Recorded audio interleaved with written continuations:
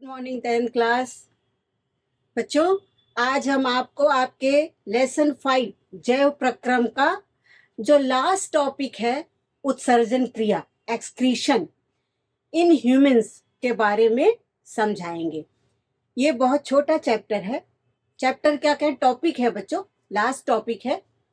इसमें अभी तक आपने जो पाचन पढ़ा, श्वसन पढ़ा, सर्कुलेशन पढ़ा, ट्रांसपोर्टेशन पढ़ा, इसमें आप एक्सक्रीशन पढ़ेंगे। एक्सक्रीशन मीन्स कि हमने जो कुछ खाया पिया वो उसमें सब कुछ हमारे शरीर के लिए लाभदायक नहीं था। बहुत कुछ ऐसे हानिकारक पदार्थ भी हमारे शरीर में बनते रहते हैं जिनका शरीर में रहना बहुत नुकसानदायक होता है। तो ऐसे पदार्थों को शरीर से बाहर निकालना, उसको हम उत्सर्जन क्रिया या एक्सक्रीशन कहते हैं। और उत्सर्जन क्रिया के लिए मनुष्य के शरीर में विशेष प्रकार के अंग पाए जाते हैं जिन्हें हम उत्सर्जी अंग कहते हैं। आज हम आपको उसी के बारे में समझाने जा रहे हैं। देखिए बच्चों, ये मानव का उत्सर्जी तंत्र की हमने आपको सबसे पहले उत्सर्जी तंत्र की परिभाषा क्या है समझिए कि शरीर में होने वाली उपापचयी क्रियाओं के फलस्वरूप बनने वाले हानिकारक और विषाक्त अपशिष्ट पदार्थों को शरीर से बाहर निकालने की क्रिया को उत्सर्जन क्रिया कहते हैं। तथा जो अंग इस क्रिया में भाग लेते हैं बच्चों, उनको हम उत्सर्जी अंग कहते हैं। अब उत्सर्जी पदार्थ होते क्या हैं? जैसे है अमोनिया, यूरिया, कार्बन डाइऑक्साइड। तो ये जितने भी विषैले पदार्थ हैं बच्चों, ये रुधिर के द्वारा यकृत में पहुंचा दिए जाते हैं और यकृत में ये जो अपशिष्ट और हानिकारक पदार्थ होते हैं ये कार्बन डाइऑक्साइड, अमोनिया और यूरिया में बदल जाते हैं। तो अमोनिया और यूरिया तो बच्चों पानी में घुलकर जो है यूरिन के रास्ते शरीर से बाहर निकल जाती है। लेकिन कार्बन डाइऑक्साइड जो है ये हमारे रुधिर में मिलकर जो है आपके श्वसन अंगों में पहुंचती है और श्वसन अंगों में वायु के द्वारा जो है शरीर के बाहर निकाल दी जाती है। इस प्रकार से इन हानिकारक पदार्थों का हमारे शरीर में रहना जो है बहुत नुकसानदायक होता है।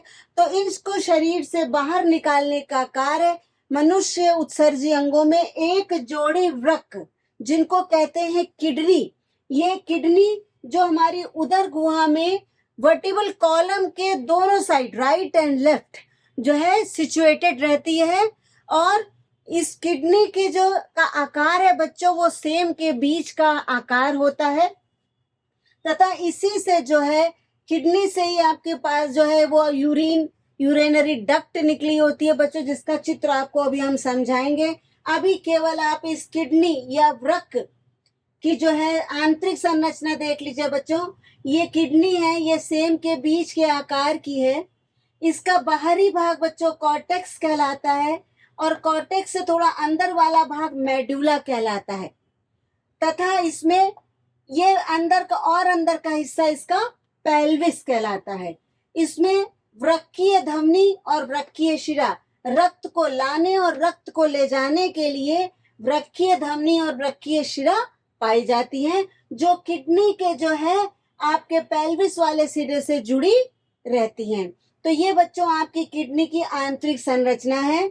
किडनी बहुत सिंपल आप देख रहे हैं, ये आपके उदर गुहा में वर्टिबल कॉलम के दोनों राइट एंड लेफ्ट सिचुएटेड रहती है।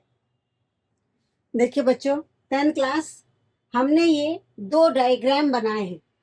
इन डायग्राम को समझिए बच्चों।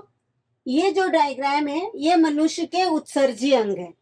मुख्यतः मनुष्य के उत्सर्जी अंग एक जोड़ी किडनी जो वर्टिबल कॉलम के उदर गुहा पे वर्टिबल कॉलम के राइट और लेफ्ट दिशा में राइट एंड लेफ्ट साइड्स पर पाए जाते हैं। ये सेम के बीच के आकार के होते हैं। इनके ऊपरी सिरा पर जो है बच्चों अधिवृक्क ग्रंथि पाई जाती है। प्रत्येक किडनी के 2 भाग होते हैं। जो अंदरूनी भाग होता है उसको जो है मेडुला कहते हैं और बाहरी भाग को हम कॉर्टेक्स कहते हैं। ये देखिए किडनी से यूरिनरी डक्ट निकलती है, मूत्र वाहिनी यूरिनरी डक्ट निकलती है जो आपके यूरिनरी ब्लैडर या मूत्राशय में खुलती है और मूत्राशय से मूत्र मार्ग द्वारा यूरिन जो है वो शरीर के बाहर निकाल दी जाती है। तो दोनों किडनी की सेम संरचना होती है बच्चों। किडनी से जुड़ी हुई मूत्रवाहिनी होती है तथा मध्य भाग में जहां दोनों किडनियां जुड़ी रहती हैं उस पर जो है पृष्ठ महाधमनी और पृष्ठ महाशिरा ये पाई जाती है। पृष्ठ महाधमनी के द्वारा रक्त को लाया जाता है और पृष्ठ महाशिरा के द्वारा जो है अशुद्ध रक्त को जो है ले जाया जाता है। तो ये मनुष्य का जो है उत्सर्जी अंग है। अब आपने देखा कि मनुष्य के उत्सर्जी अंग में एक जोड़ी किडनी है, किडनी या जिसको कहते हैं वृक्क। ये जो वृक्क है ये एक वृक्क में बच्चों लगभग 10 लाख वृक्क नलिकाएं, जिनको हम इंग्लिश में नेफ्रॉन्स कहते हैं, पाई जाती है। 10 लाख जो है कुंडलित जो है वृक्क नलिकाएं, जिनको नेफ्रॉन कहते हैं, पाई जाती है। एक किडनी में 10 लाख लगभग होती है बच्चों। तो दोनों किडनी में 10-10 लाख लगभग जो है वृक्क नलिकाएं पाई जाती हैं। ये देखिए वृक्क नलिका का, एक वृक्क नलिका की संरचना है। इसके सबसे ऊपर जो यहाँ पर पाया जाता है बच्चों, इसको कहते हैं कप के आकार की संरचना होती है, जिसको हम वोमेन संपुट कहते हैं। क्या कहते हैं? देखिए बच्चों, ये है वोमेन संपुट। कप के आकार की संरचना को वोमेन संपुट कहते हैं। और यहाँ पर केशिकाओं का गुच्छा पाया जाता है, जिसको हम ग्लोमेरुलस कहते हैं। ये ग्लोमेरुलस या केशिका गुच्छ और वोमेन संपुट को सम्मिलित रूप से जो है मेलपीजियन ट्यूब्यूल्स कहते हैं। मेलपीजियन नलिका, वोमेन संपुट और केशिका गुच्छ को सम्मिलित रूप से जो है हम मेलपीजियन नलिका कहते हैं। ये केशिका जो हमारा वृक्क नलिका है, ये देखिए बच्चों, यहाँ ऊपर जो है ग्लोमेरुलस होता है, उसके बाद धीरे धीरे नीचे आके ये हेनले लूप कहलाता है बच्चों। और यहाँ पर ये इसका जो है वो दूरस्थ नलिका, कुंडलित नलिका है। बहुत ही ज्यादा कुंडलित संरचना होती है बच्चों इसकी। और ये आपके देखिए, इससे जो है आपकी ये वृक्क धमनी की शाखा, जो आपने यहाँ पर धमनी पढ़ी है महाधमनी, ये वृक्क महाधमनी इससे निकलती है। ये पूरे शरीर में जो है रक्त को प्रवाहित करती है। और यहाँ पर देखिए बच्चों, वृक्क शिरा जो है वो इधर निकलती है। तो वृक्क धमनी के द्वारा रक्त को पूरी जो है वृक्क नलिका में भेजा जाता है बच्चों। और वृक्क शिरा के द्वारा जो है वो रक्त को जो है, देखिए एरो बना हुआ है, रक्त को जो है बाहर निकाला जाता है। तो इस प्रकार से बच्चों देखिए, ये अभिवाही धमनिका है। चूंकि रक्त धमनी को दिया जाता है, तो धमनिका थोड़ी जो है दाब उस पर ज्यादा पड़ता है, तो वो ज्यादा चौड़ी होती है। और अवरोही नलिका, बाद में धमनियों का रक्त सब पूरे शरीर में प्रवाहित होकर और पूरे शरीर से अशुद्ध रक्त जो है ये आपके वृक्क शिरा के द्वारा शरीर से बाहर निकलता है। तो हमारे ये वृक्क नलिका की जो संरचना है, देखिए ये ग्लोमेरुलस के पास वाला भाग है, जिसको हम समीपस्थ कुंडलित नलिका कहते हैं बच्चों।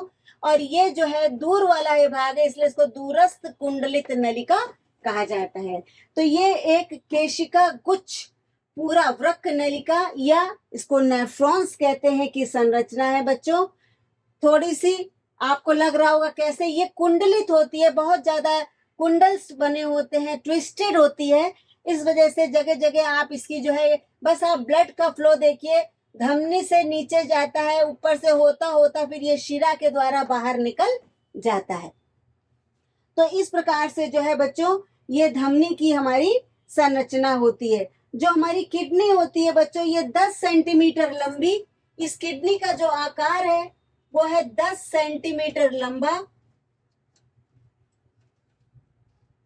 तथा 5 सेंटीमीटर चौड़ी होती है।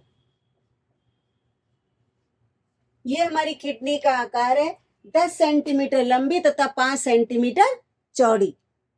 तो बच्चों ये आपने इसका चित्र समझ लिया, ये आपके उत्सर्जी अंग का। अब आपको हम इसके में कौन कौन से जो है पार्ट हैं ये तो आप देख रहे हैं, तो आपको समझ में इतने सारे हमने जितनी लेबलिंग करी है बच्चों, ये सब समझ लीजिए कि एक वृक्क नलिका में कितने भाग होते हैं। अब इसको हम एक नंबर देके आपको अलग से जो है इसके पार्ट्स के बारे में समझा देते हैं।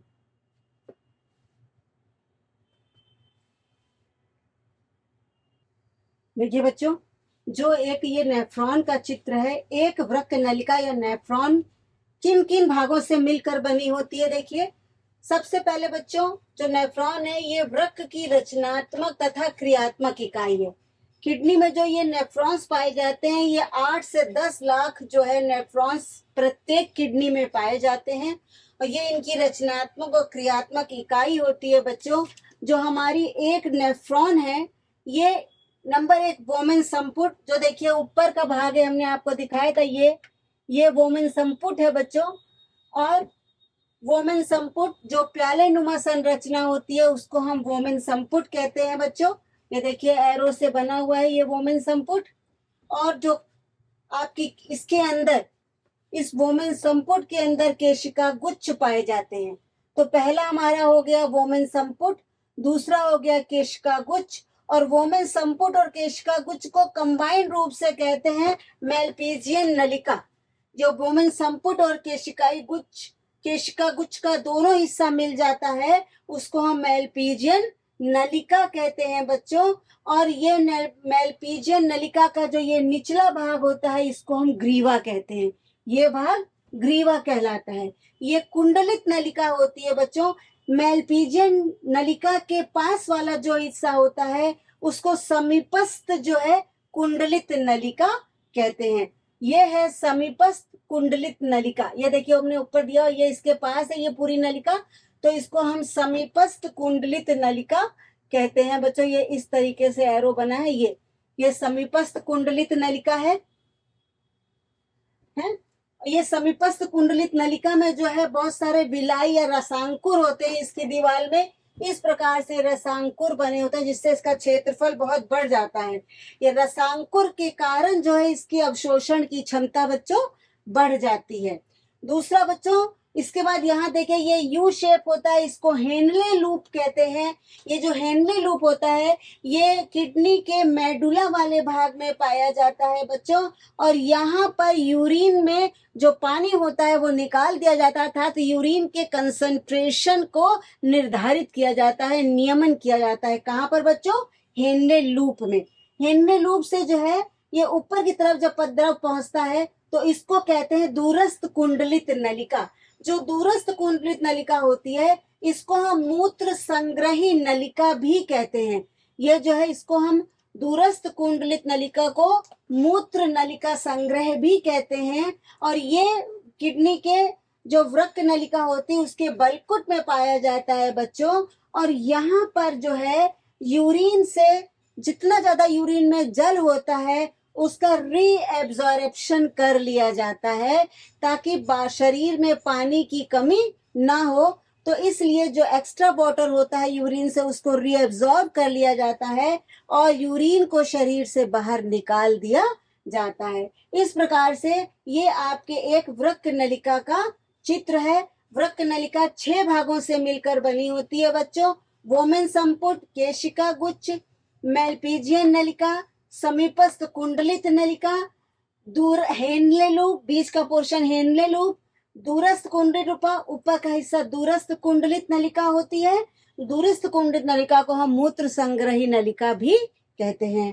इस प्रकार से जब यूरिन बनता है तो ये इन जो सगों से छनता हुआ जब ये हमारा केशिका गुच्छ से ग्रीवा पे पास आता है बच्चों, तो यहाँ पर जो आपके यूरिन में या उस द्रव में जो उपयोगी पदार्थ होते हैं जैसे ग्लूकोज वगैरह उनको अवशोषित कर लिया जाता है। और जो अपशिष्ट या विषैले पदार्थ होते हैं उनको जो है आपके समीपस्थ कुंडलित नलिका से जो है और आगे की तरफ जो है वो भेज दिया जाता है। फिर जब हेनले लूप में बच्चों आते हैं तो हेनले लूप में आकर यहाँ पर भी जो है यूरिन के कॉन्सेंट्रेशन को निर्धारित किया जाता है। अगर एक्स्ट्रा वाटर होता है तो यहाँ पर फिर जो है पानी को जो है अवशोषित किया जाता है और उसको आगे की तरफ जो है संग्रह नलिका की तरफ जहाँ यूरिन संग्रह होती है वहां पर भेज दिया जाता है। इस प्रकार से आपके शरीर में यूरिन के उत्सर्जन का कार्य किया जाता है। इसीलिए ह्यूमंस में, मनुष्य में एक जोड़ी किडनी जो है ये प्रमुख उत्सर्जी अंग कहलाते हैं। देखिए बच्चों, किडनी के द्वारा एक और जो है वो क्रिया होती है जिसको हम परासरण नियंत्रण कहते हैं या ऑस्मो रेगुलेशन कहते हैं। या सेलेक्टिव रीअब्जॉर्प्शन भी कहते हैं। इन सभी के द्वारा जो है ये शरीर में जो आवश्यकता से अधिक मात्रा होती है जल की, उसको जो है किडनी नियंत्रित करती है, तथा आवश्यकता से अधिक जल पीने पर हमारा जो ब्लड है वो डाइल्यूट हो जाता है। जब ब्लड डाइल्यूट हो जाता है तो हमारी पिट्यूटरी ग्लैंड जो है वो वेसोप्रेसिन हार्मोन जो है कम बनाती है। वेसोप्रेसिन हार्मोन जब कम बनता है तो वृक्क नलिकाएं जो हैं वो जल का जो है रीअब्जॉर्प्शन कर लेती हैं, जिससे क्या होता है बच्चों, जो अनावश्यक जल होता है वो हमारी यूरिन के रास्ते शरीर से बाहर निकाल दिया जाता है। तो हम बहुत अधिक पानी पीते हैं वो भी नुकसानदायक होता है, और बहुत कम पानी पीते हैं वो भी नुकसानदायक होता है। हमारे शरीर को एक निश्चित मात्रा जो है लगभग 14 से 16 गिलास प्रतिदिन की आवश्यकता होती है। उससे ना हमें बहुत ज्यादा पीना चाहिए बच्चों, और ना कम पीना चाहिए। अगर हम इन दोनों ही स्थितियों में हमारी किडनी पर जो है बैड इफेक्ट पड़ता है और उसको आवश्यकता से अधिक जो है कार्य करना पड़ता है। दूसरा बच्चों, जो हमारी किडनी है ये आपने देखा कि परासरण नियंत्रण ऑस्मोसिस रेगुलेशन के द्वारा हमारे शरीर में रुधिर दाब को भी जो है ये नियंत्रित करती है। ज्यादा दाब होने पर ये जल पानी को छोड़कर जो है वाटर ब्लड को डाइल्यूट कर देती है, जिससे हमारा ब्लड प्रेशर भी जो है वो नियंत्रित रहता है। दूसरा बच्चों, उत्सर्जन का महत्व तो यही है सबसे अधिक कि हमारे शरीर में जितने भी हानिकारक विषैले विषाक्त पदार्थ होते हैं उनको हमारे शरीर से बाहर निकालने का कार्य करती है, तथा वर्णात्मक पुनर्अवशोषण मतलब सेलेक्टिव रीअब्जॉर्प्शन, ये जो हमारे शरीर के लाभदायक पदार्थ होते हैं उनको रीअब्जॉर्ब करके जो है हानिकारक पदार्थों को शरीर से बाहर निकाल देती है, तथा हमारे रुधिर का पीएच वैल्यू को नियंत्रित करती है, और ब्लड में रुधिर दाब को भी जो है किडनी उत्सर्जन क्रिया के द्वारा नियंत्रित करती है। अर्थात हमारे शरीर के हर, आपने देखा बच्चों जितने भी तंत्र हम लोगों ने पढ़े हैं ये सब तंत्र हमारे शरीर के लिए बहुत आवश्यक है। मनुष्य का शरीर जो है एक जटिल शरीर है। इतने सारे तंत्र जब सब मिलते हैं तो एक शरीर का निर्माण होता है बच्चों। हर तंत्र जो है विभिन्न अंगों से मिलकर बनता है और हर अंग का अपना विशिष्ट कार्य होता है। इसलिए जब सभी लोग एक सामान्य एक जो है समन्वय मिलकर जो है कार्य करते हैं तो हमारे शरीर जो है स्वस्थ रहता है। हमारे शरीर की जैविक क्रियाएं नियमित और नियंत्रित रूप से बच्चों चलती रहती हैं, और हम जो है अपने सभी कार्यों को निश्चित और सही तरीके से कर लेते हैं। तो बच्चों आज आपका जो है जैव प्रक्रम का ये टॉपिक उत्सर्जन तंत्र भी समाप्त हो गया। अब बच्चों आपका जो नेक्स्ट चैप्टर है वो है नियंत्रण एवं समन्वयन, जिसमें हम ब्रेन के बारे में समझेंगे और हमारे शरीर में बनने वाले हार्मोन्स के बारे में हम समझेंगे। लेकिन बच्चों उससे पहले ये जितने भी वीडियो हम बना रहे हैं इन सबको हम बहुत मन से और लगन से बना रहे हैं कि आपको समझ में आए। कोई ऐसा हमारे से सेंटेंस या वाक्य या शब्द का प्रयोग ना हो जो आपको समझ में ना आए। तो बच्चों हमारे इस वीडियोस को खूब ध्यान से पढ़िए, इनसे नोट्स बनाइए बच्चों अपनी कॉपी पे, और नोट्स बनाकर उनको याद करिए।